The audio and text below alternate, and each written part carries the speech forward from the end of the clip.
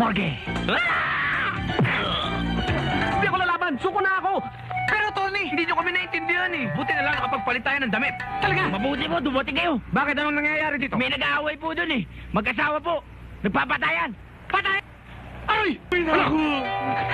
Kami to! Kami taga-Dolyar! Para kay Don Natasio, napaka-importante ang edukasyon. Hindi yan dahilan para mag-makeup ka. Eh, Mom, I'm taking kasi makeup class eh. Sige, sige! Sige na. Oh, kaya mo yan.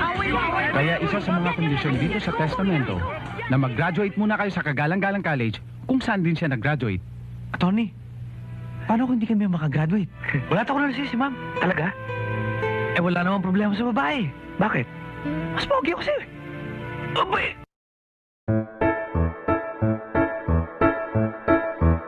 Thank you for watching.